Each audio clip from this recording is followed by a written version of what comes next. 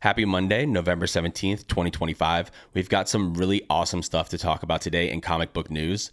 We've got a new crossover between Marvel and DC, which I'm very excited for, that has some great creative teams on board. We've got a new creative team coming to Daredevil, and again, I'm very excited for this one as well. I think this creative team is going to do an absolutely great job. We've got a new movie being created based on characters from Geoff Johns' Ghost Machine and more. So let's just jump right into it. All right, the first thing we're going to talk about today is the crossover between Marvel and DC. This is so awesome. I mean, anytime we get these two publishers crossing over, it's exciting. Batman and Deadpool already came out, and I think, that did pretty well. I know this is a sin, but I haven't read it yet. But we've got new crossovers that Marvel announced. And actually, these are out now at the time that I'm recording this already. So you can go read these right now. These are exclusive to Marvel Unlimited and DC Infinite. Marvel and DC announced that Thor Shazam and The Flash Fantastic Four will be released on Marvel Unlimited and DC Universe Infinite, respectively. These two stories will complement the new crossover from Deadpool Batman, while fans await the continuation of the stories in Batman Deadpool. Thor Shazam will be an Infinity comic written by Al Ewing and drawn by Jethro Morales, while The Flash Fantastic Four will be a DC Go comic written by Jeremy Adams and drawn by Adrian Gutierrez. Let's take a look at the covers. These are pretty awesome. We've got Thor and Shazam right here. I've heard, and this is a little spoilery, but, well, it's not really, but we're going to find out if Captain Marvel is worthy in this comic. So that's pretty cool. And we also have the Fantastic Four Flash here. This looks awesome as well. Now, I'm really excited for this one because Al Ewing is an amazing writer. I really loved what he did on Immortal Hulk. I think Immortal Hulk is like in the conversation for one of the best Hulk runs of all time. If you haven't read it, go read it. There's an awesome omnibus, a really, really thick omnibus. This Al Ewing Hulk run is absolutely amazing. So and he's doing great with Immortal Thor. So I just can't wait to see what he does on, Thor and Shazam, and hopefully they give him more of this crossover, of these crossover comics going forward. Now, Jeremy Adams has written things like Aquaman, Flash, Green Lantern Corps, and more. So I think he's going to do a great job on this Flash Fantastic Four matchup as well. This Flash Fantastic Four matchup is not one that I would have expected, but I think it makes a lot of sense with, Barry Allen being very science focused, as well as the Fantastic Four. They're very sci-fi in the nature of their comics, so I think the two are going to pair together really well, just because of they're both kind of crazy when it comes to like the sci-fi things that they deal with, but I think they're also based in like a little bit of real science for Flash and for the Fantastic Four. So yeah, I think it's going to be a really cool combination, and I just want to see the the interactions between Barry Allen and Mr. Fantastic specifically. I think it's going to be really cool. Also, the last thing I'll say on this is that if you do want to read these and you don't have a subscription to Marvel and DC, Infinite and Unlimited, they are offering a special code where you can do a 30-day trial and read these crossovers. So I do recommend checking those out if you haven't read comics digitally, and this is a good time to do it because you can read these new crossovers between Marvel and DC. Okay, next up, we've got a new creative team on Daredevil. I am super excited for this. I think the artist is going to be great, but I really want to highlight the writer. Okay, the writer is Stephanie Phillips. She is a great writer. She's writing one of my favorite indie comics right now, which is Grimm. I think has been really awesome.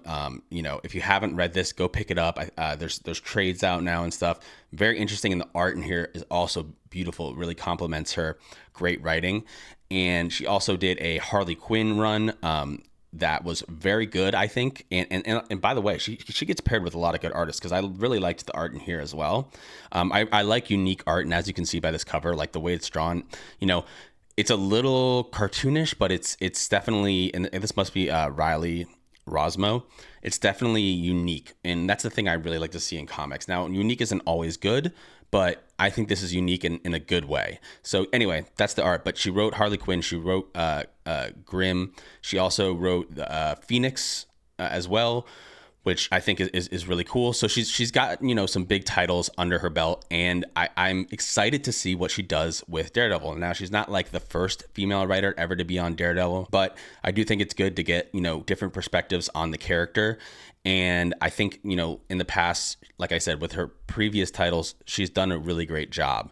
So let's just check out the beginning of this article. Per press release from Marvel Comics, next March, we will see the beginning of a brand new Daredevil ongoing series from one of the hottest creative teams in years. Writer Stephanie Phillips and artist Lee Garbett have teamed up to bring the Man Without Fear back into action, along with a whole host of fan favorite Marvel heroes and villains, all while introducing the ominous and enigmatic Omen. To top it all off, the first issue of Daredevil will be available in a dozen different variant covers, which readers can hope to snag thanks to Marvel Comics' next blind bag release.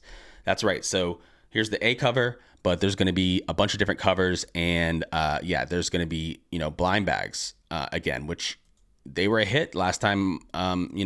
This was done. So what do you think about the blind bags? Are you going to be picking up the blind bags for this comic? Are you excited about the creative team? What do you think about a new start for Daredevil? I want to know in the comments. Let me know, and I think this is going to be a good jumping on point for new readers of Daredevil. It's always good when they start off with a new number one. They'll kind of recap what's gone on in the story and get you started on a fresh story going forward. So if you want to jump into Daredevil, this is going to be a great time to do it. And like I said, I'm just super excited that writer Stephanie Phillips is going to be on the title. I think she's going to do a great job. All right, so Oppenheimer producer bets big on Geoff Johns' historical war epic, okay?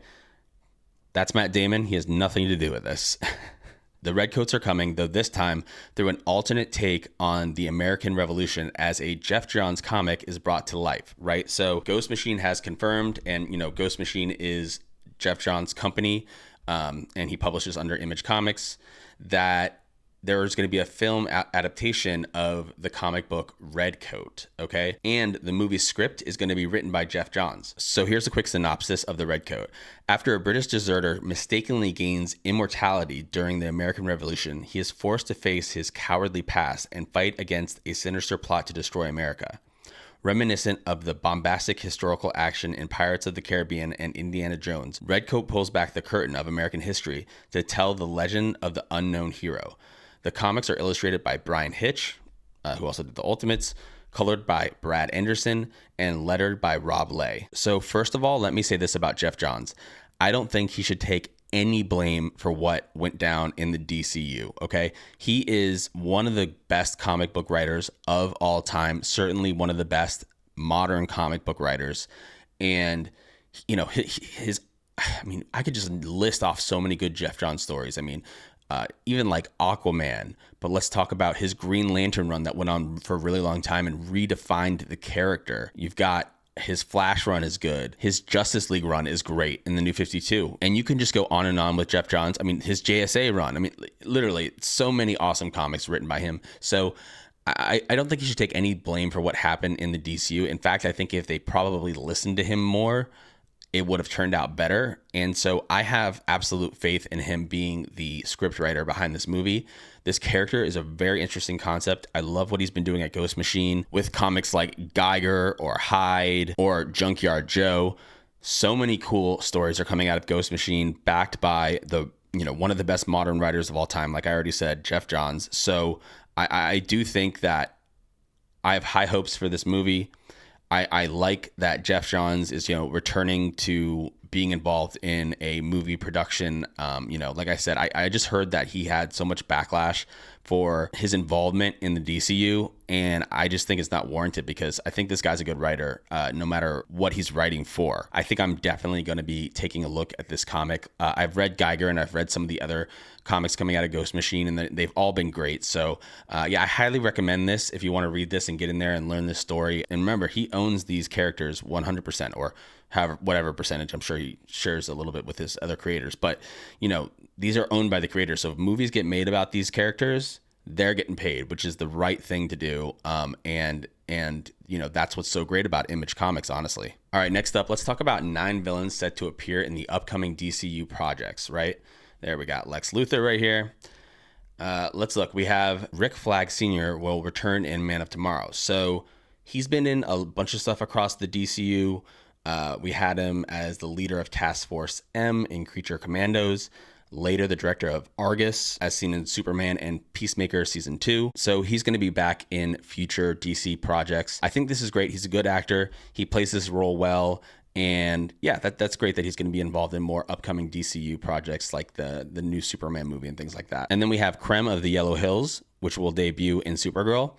The next DCU film slated for release is Supergirl next summer. The upcoming film will pull from the beloved Tom King story published a few years ago. Tom King being another great writer. He a little more hit or miss than Geoff Johns, but definitely solid writer for sure. Like the comic, the film will explore a different side of the DCU as a space opera and will translate several characters from it while incorporating new ones like the anti-hero Lobo, played by Jason Momoa, which is going to be that is an amazing casting. That's in my opinion, much better casting than like Jason Momoa as Aquaman. Although I will say it was cool. Like he did make Aquaman. He made Aquaman cool, which I think was a smart move, to cast him in that role. But Lobo just seems to really fit his look and his like kind of personality. And I think, and everybody, Lobo's a fan favorite, character. So everybody's going to love this casting, I'm sure. That's exciting. This will be a cool project. Moving on, we have Man of Tomorrow will also center around Lex Luthor. No surprise there. We can kind of move right on past this one. I was kind of a fan of, Lex Luthor in the Superman movie. He was a little sillier than I think he should be, so hopefully they come at it with a little more of a serious tone on this take. But this one is exciting, okay? Sinestro is set to appear in Lanterns. Now, Lanterns is exciting just in general, but the fact that we're going to get a Sinestro is so awesome. I mean, he's like, he's a big time villain for the Green Lanterns. He starts off as a Green Lantern, then of course he becomes a Yellow Lantern, yellow being the personification of fear. He's going to be played by Ulrich Thompson, and I'm just super excited to see this character done right in a proper Green Lantern story. So yeah, that's really cool. Clayface is getting his own solo film. That's awesome. It's going to be like a horror thing. Clayface, I never would have, this wasn't on my bingo card. I didn't expect that, but Clayface is a very cool character. He can make himself look like anyone. Very hard to take out completely. So, that's very cool. Gorilla Grodd will appear in DC Crime. Gorilla Grodd being a classic Flash villain. So we're just getting more and more of these villains coming into the DCU. It's always exciting to see that. And I can't wait to see the role that Gorilla Grodd plays in that series. Amanda Waller is still receiving a spinoff. She's a big player in DC Comics. There was a big event that just went on that Amanda Waller is behind where she almost took out like all the superheroes. So don't underestimate Amanda Waller, definitely. Deathstroke. We're going to have Deathstroke in the DCU. This is huge. Deathstroke is a fan favorite. I can't wait to see who's going to be playing the character and what role he's going to play. And we don't know that much about it yet, but I mean, Deathstroke is, like I said, he's such an awesome character that it's going to be so great to see him hopefully done a justice in this new DCU if they stay close to the source material like they should. And then finally, we have Brainiac will finally receive the theatrical treatment in Man of Tomorrow. Brainiac is potentially the most dangerous Superman villain ever. What he's able to do with his mind, and there's different iterations of Brainiac. Sometimes he's like, in his original body. Sometimes he's basically just a disembodied, like, artificial intelligence. Sometimes he's like a robot. Sometimes he's half like a cyborg. We'll have to see what kind of thing, Brainiac is going to be. He's probably going to start off as like a normal humanoid in the DCU is what I would expect. But Brainiac is dangerous, Actually, I think personally, he might be my favorite Superman villain, I think. So I'm excited to see, Brainiac in the DCU. That's going to be an epic project. Okay, let's quickly take a look at the new comics and omnibuses coming out this week. We've got Absolute Flash 3. The Absolute Universe has been amazing, absolutely amazing. So I think this is going to be a great pickup. We have the Ultimates, of course, with the Maker right here ominously in the background. And we have our Ultimate Tony Stark here, or Iron Man in the front.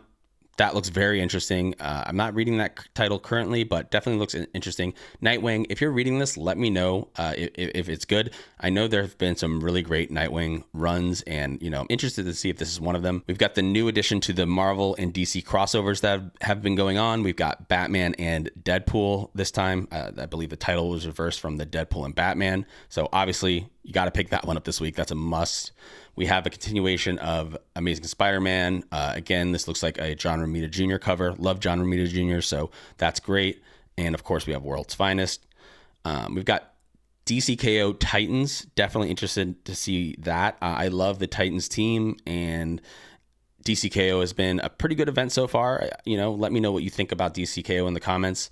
We've got One World Under Doom still going, and Wonder Woman. New Gods. I've been reading New Gods, and I really like it.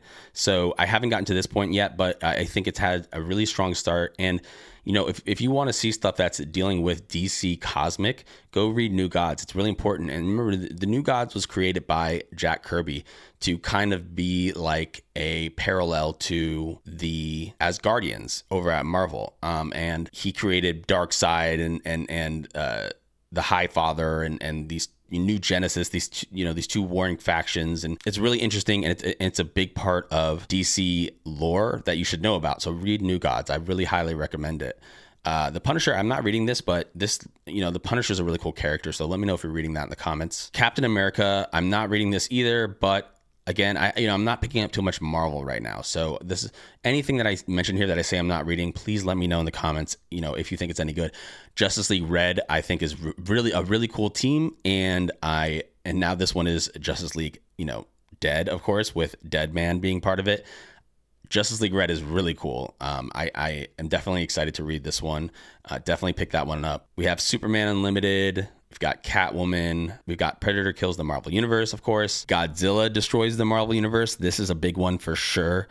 People have really been liking this crossover with Godzilla being in the or not in the MCU, but in the Marvel Comics universe. And whoever owns the Godzilla IP has done a great job at doing all these like comic book and different types of integration into different forms of media. So this is really interesting, and I think I'm definitely going to read that one for sure. We have Nova Centurion #1.